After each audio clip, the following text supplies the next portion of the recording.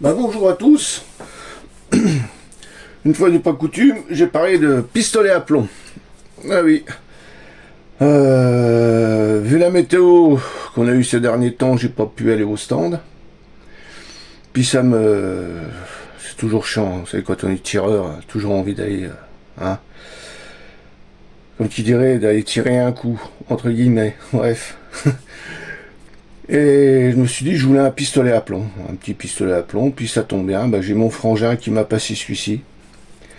Alors c'est le Stugger, le XP4, en énergie autonome. Il est donné à 3 joules et 130 mètres par seconde. Ça, j'y reviendrai après. C'est un beau petit pistolet, honnêtement. Moi, je l'aime bien parce qu'en plus, il est lourd, il tient bien en main. Et comme on dit, il est autonome. Hein, hop, il suffit de tirer sur le haut du canon et de le repousser. Moi, j'arrive à le repousser à 2 doigts. Voilà, hop, ça c'est fait. Bon, bien sûr, j'ai vérifié avant. Hein, il n'est pas chargé, rien du tout. Hein. Alors, en parlant de ce petit pistolet, moi j'arrive à tirer à 8 mètres. Enfin, je tâcherai de faire des petites vidéos des tirs là. Alors, sur une petite cible à 8 mètres, j'arrive à mettre tout dans un cercle de 3 cm. De 3 cm, ça tient bien le son, quoi. Par contre, je lui ai mis un point rouge. Parce que les organes de visée, autant que le guidon, bon, il n'y a rien à dire. Mais autant que la hausse, je dirais pas le nom, mais ils auraient pu faire autre chose quand même. C'est vraiment c'est vraiment cheap, c'est de la babiole. Regardez, il n'y a rien qui tient. C'est les vis pour régler la dérive de la hausse.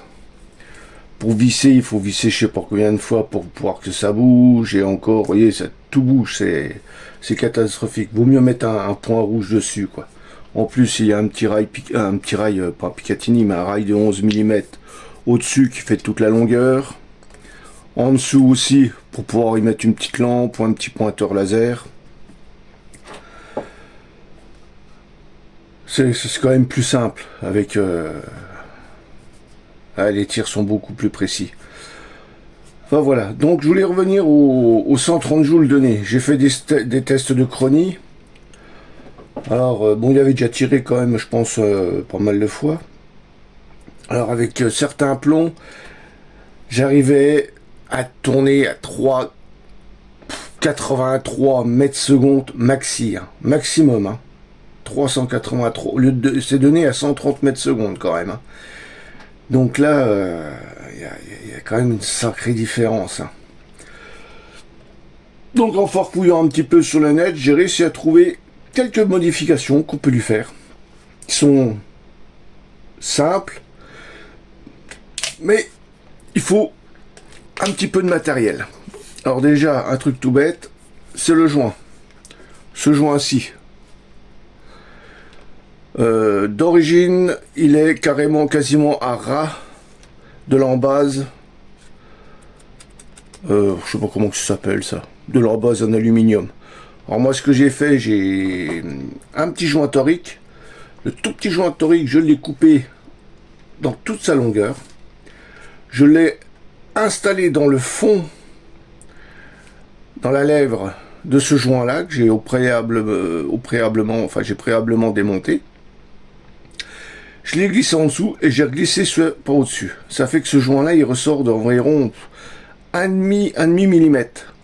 Ce qui améliore l'étanchéité de cette partie-là. Ensuite, j'ai démonté le vérin. Oh, c'est pas difficile. Hein.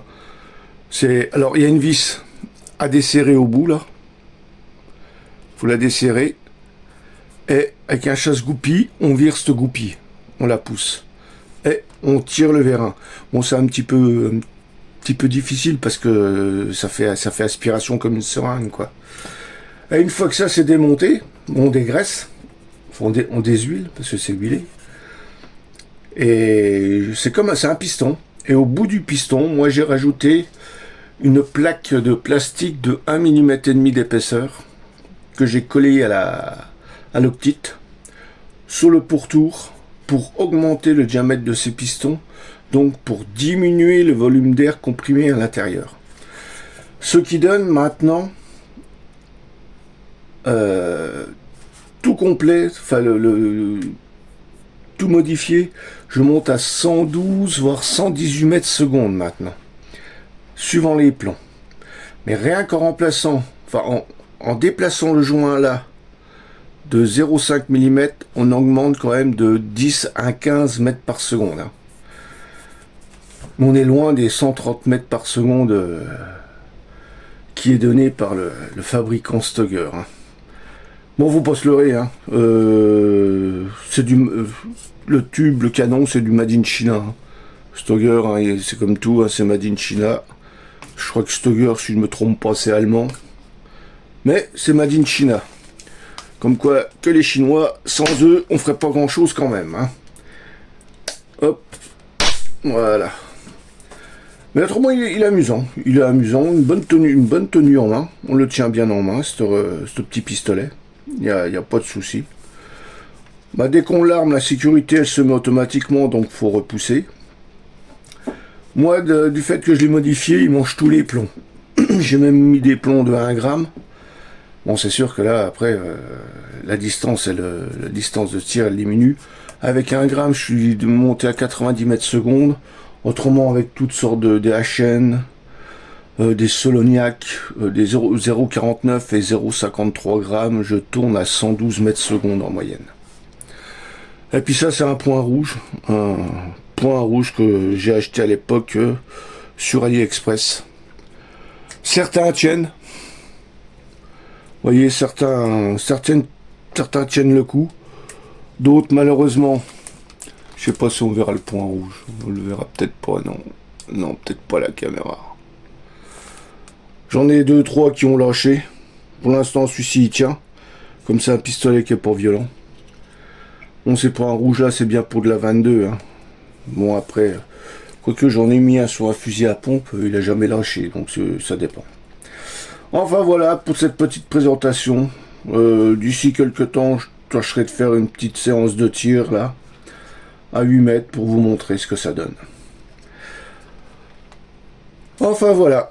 Eh ben écoutez, petite présentation de ce Stoeger. Ah oui, je me mets au plomb aussi. Ça change. Puis ça permet de tirer aussi un peu. Ça évite d'aller au stand parce que la météo ces derniers temps, ça n'arrête pas, c'est de la flotte, c'est de la flotte, c'est de la flotte. Bon bah écoutez, ma foi sur ce, je vous dis à bientôt pour de nouvelles aventures. Et puis je vous dis au revoir à tous. Bye bye.